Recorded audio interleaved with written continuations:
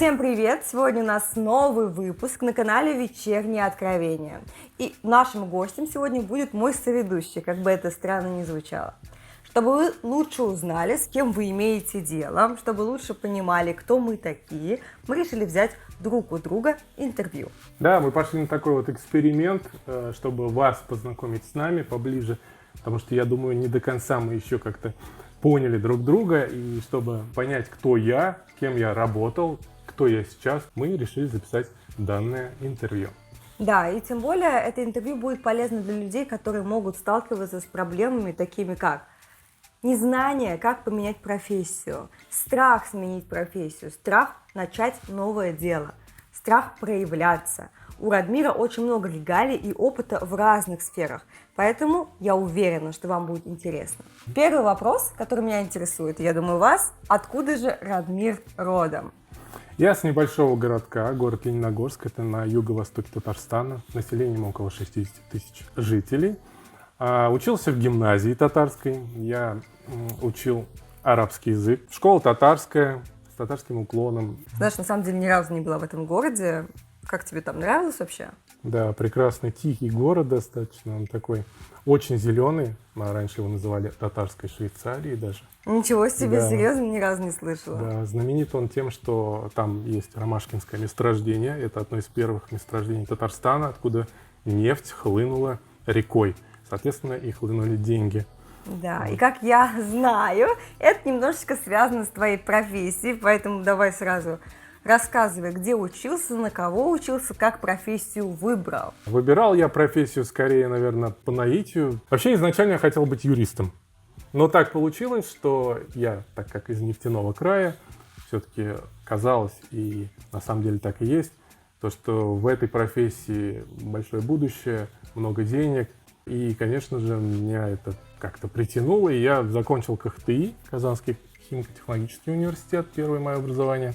Потом на последнем курсе я поступил в архитектурно-строительный, экономист-управленец на предприятии, что тоже вроде как способствовало мне дальнейшему карьерному росту моему. Также я закончил Московский институт нефтегазового бизнеса по модульной программе.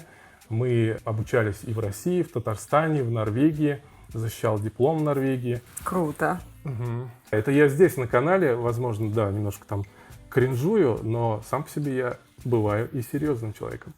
Мы не сомневаемся. Радмир, ты говорил, что выбирал профессию, потому что понимал, что в ней можно хорошо зарабатывать, и я прекрасно осознаю, что для молодых парней, которые хотят получить вот эту финансовую стабильность в жизни, свою подушку, это является большим аргументом «за». Расскажи, все-таки это миф, что нефтяники много зарабатывают, или это реальность? В среднем заработок нефтяного работника, он выше, чем по Татарстану и там, по России. И если человек старательный, если он достигает чего-то, если он хочет чего-то, если что, он, естественно, будет больше и получать. Сразу же, денежно. получается, он вот идет, и ему сразу дают хорошую, достойную зарплату, или... Нет, потому что расскажи, после института, да, я пришел как обычный подсобный рабочий, потом в дальнейшем у меня рост был, да, там инженер, ведущего инженера и так далее. Благодаря чему, прости, пожалуйста, Мгм. что перебью тебя, но я думаю, это может быть интересно. Благодаря чему происходил этот рост? Благодаря просто желанию, потому что мы так устроены, что было бы желание, и любое направление, я думаю, любой человек может освоить. Я сам в своей карьере изучал различные направления. Я работал по 5-6 разным направлениям, и везде успешно. Да. Круто, круто. А есть ли такое, как и в других профессиях, что сначала ты вообще не будешь зарабатывать денег? Например, в профессии психолога, о которой мы тоже поговорим, это стопудово работа. Это первые годы. Ты просто работаешь на свою репутацию, на свое имя, на доверие к тебе, и только затем ты можешь вообще думать о том, чтобы как-то называть это заработком. А в профессии нефтяника, насколько ты можешь рассчитывать, что она закроет твои потребности на жизнь? Первые годы, конечно же, не нужно ждать, что мана небесная, что на тебя там свалится мешок денег, такого вряд ли, да. То есть должен показать себя, проявить, тебя должны заметить, ты должен где-то участвовать обязательно, чтобы тебя заметили. Надо было где-то что-то проявляться и, соответственно, стараться. И в течение 2 лет, я думаю, это еще не тот срок, где нефтяник может себя показать со всех сторон. Согласна. По поводу минусов профессии тоже немножко погрузи нас в эту сферу.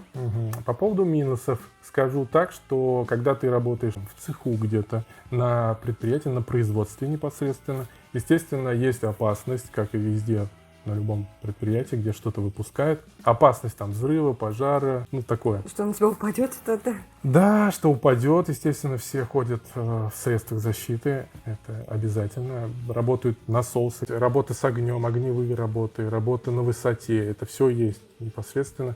У нас были случаи различные, не буду уж конкретно говорить, то есть это все было, и это все бывает. Это так норма такая, и за столько лет можно увидеть много разных моментов. Именно в производстве такой минус я могу подчеркнуть. Переходя уже в управление, там, где нет такого, что у тебя там 5 секунд на раздумье, чтобы принять какое-то решение. То есть в цеху было так. В управлении у тебя есть время, ты должен более точно, наверное, принимать решения, но у тебя есть хотя бы несколько часов на принятие конкретных решений. И минус в том, что у тебя работа, она за тобой тянется домой, выходные, круглые сутки, то есть вот такой вот. Большой объем работы имеешь в виду? Большой что объем, да. Переключиться? Да, большой объем, и люди не успевают физически просто за всем. Потому что сейчас все ускоряется, требований становится больше. Вот, и поэтому, мне кажется, вот больше такая, проще говоря, нервотрепка, она вот за тобой постоянно вот так вот тянется. И вот в этот момент классно обратиться к классному психологу. Спасибо большое. Да. Хочется узнать, какие этапы роста у тебя были и что тебе способствовало, потому что некоторые люди ведь приходят и остаются на одном уровне до пенсии, а ты дорос до определенной должности. Должность остается у нас инкогнито, потому что у человека контракт, мы относимся с уважением, но все-таки ты дорос до достаточно хорошей должности. И каким образом это произошло? Да, все это, естественно, было постепенно, как я уже сказал, развитие, пытливый мой ум. Мне всегда хотелось что-то новое, и благо то, что попадались на пути люди, там, начальники, топ-менеджеры какие-то, да, которые мое это желание поддерживали. И я начинал с того, что я участвовал в профмастерстве, в КВНах, в самодеятельности, потом на научно-практических конференциях, где я побеждал много раз. У меня много наград различных. И вот это все способствовало тому, что меня просто начали замечать. Потом меня отправили как лучшего работника управления на обучение в Норвегию. То есть меня просто заметили, я показал себя, проявил где-то в какой-то момент, и дальше уже мою работу начали видеть. Видели мой пытливый ум, видели то, что я легко переобучаюсь, перехожу с одного направления в другое. И, в принципе, мне это как раз давало тот стимул, что мне не надоедала профессия долгое время. И это давало такое ощущение, как будто бы новизны, как будто ты новое дело начал, Да, по сути. да. Но в какой-то момент определенный мы доходим до какого-то пика своего, да, интересов или усталости, возможно, накопленной, и мы хотим что-то поменять. Вот на этом мы остановимся немножко подробнее, потому что этот выпуск, я думаю, может быть полезен как раз-таки для огромного количества людей, которые боятся закончить то, что уже сейчас не приносит удовольствия. Это касается и отношений, и работы, где вам вообще не нравится, где вы уже чувствуете, что вы все, что могли, сделали, как могли, реализовались. Но сложно сказать себе, что все, хватит, потому что жалко тех потраченных лет, каких-то планов, амбиций. Но Радмир является как раз-таки таким человеком. И эту тему мы сейчас разберем немножечко. Вот ты достиг определенных уровней, да, комфорта жизни, смог закрывать свои базовые, более чем базовые потребности, работая нефтяником в определенной компании. Но в какой-то момент что ты понял? Вот что стало тем самым механизмом, что ты думаешь, нет, я больше так не могу? Что это было? Я думаю, что спустя 15 лет работы определенной, ты приходишь к тому, что тебе что-то не просто хочется поменять, а тебе хочется замечать вообще, что происходит вокруг. Потому что работая вот так 24/7, мы забываем о том, что нас окружают приятные люди, нас окружают города какие-то новые, которые мы не посещаем, мы не успеваем. Мы даже не успеваем просто прогуляться иногда даже. И вот это, наверное, все способствует тому, что как-то у человека меняется мировоззрение, и он думает, а для этого ли я старался и столько лет там учился, работал, чтобы просто вот прозябать как-то, да, на работе себе. И поэтому, наверное, пришел к тому, что надо что-то менять в жизни. А так как человек я пытливый и не боюсь, в принципе, каких-то перемен, я решил подыскать какую-то профессию, направление, которое мне по душе. Но я не так с головой ушел из одного в другое. То есть я одновременно увлекался съемкой видео, начал увлекаться где-то в 2018 году, мне стало это интересно. Открыл свой YouTube-канал, где это была просто моей какой-то отдушиной. Да, у Радмира есть канал, посвященный технике, и ссылочки у нас в описании, обязательно посмотрите. Да, он такой узкоспециализированный достаточно, но мне это было интересно, я как-то проявлял себя, я не зарабатывал, естественно, на нем, мне просто было интересно вот снимать, что-то пробовать. Угу. А когда хотел уйти, пытались ли тебя как-то удержать? Говорили ли тебе: нет, Радмир, мы тебя не пустим? Да, конечно, были различные манипуляции даже, когда вначале по-хорошему, потом уже по-плохому, потом предлагали какую-то новую должность, еще более интересную. Но я человек такой, что если я принял какое-то решение, я уже обратно, назад ни дороги не вижу. Вот. И поэтому я уже четко решил для себя, что нужно что-то новое, нужно обращать внимание на этот мир, который нас окружает, прекрасный достаточно, и заняться чем-то новым и интересным для себя. Согласна. Сейчас хочется задать Радмиру вопрос, который на самом деле является очень специфическим, но частым. Осуждали ли тебя близкие за решение, которое ты принял? Очень интересный вопрос, кстати. Не думаю, что осуждали, потому что у меня такие родители, которые прислушиваются к моим решениям, прислушиваются ко мне, и они понимают, что любое мое решение принятое, оно в принципе всегда правильное.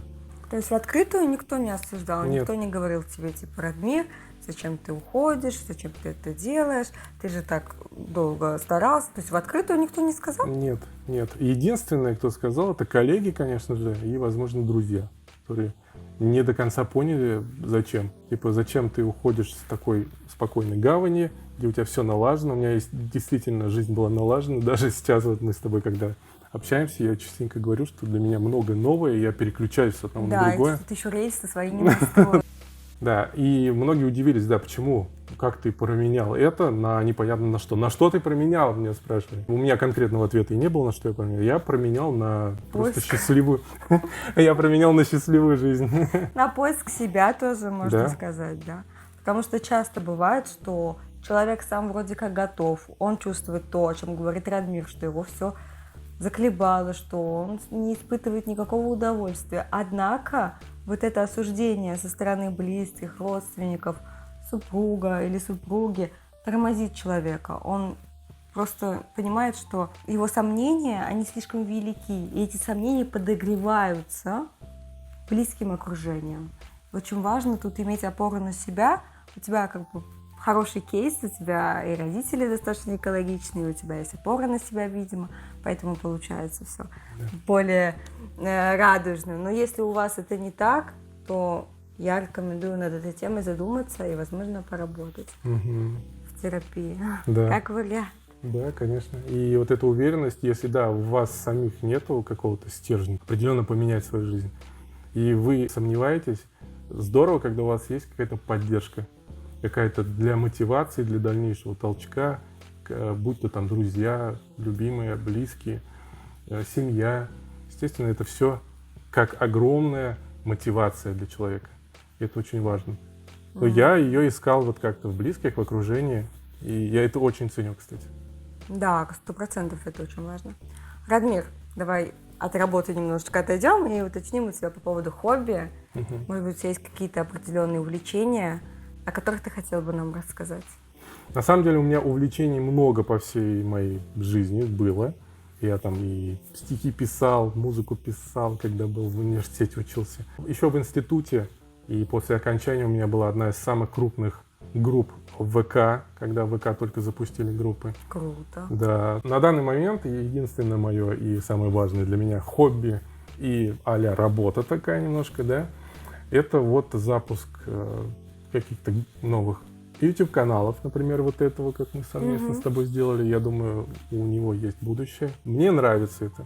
Мне это приносит как удовольствие, так и, естественно, я надеюсь, в дальнейшем какие-то финансовые благополучия. Какие планы вообще у тебя есть на будущее? Планы такие, что развивать, естественно, и канал, может быть, открыть какую-то свою продюсерскую студию. Для того, Вот. чтобы помогать другим людям, которые боятся это делать сами? Да, помогать, может, запущу свой курс. Курс на какую тематику? Курс «Как снимать видео» легко и просто под ключ. Для съемки видео, на самом деле, сейчас, то есть самое главное, в принципе, это контент, самое главное, это интересные люди, самое главное, это спикер, который находится в видео. И если ему помочь такому человеку организовать свое пространство для съемок, организовать, поставить его, проработать над его там речью, над его манерой общения, тематикой, оборудованием, недорогим опять-таки, потому что не нужно много денег для этого.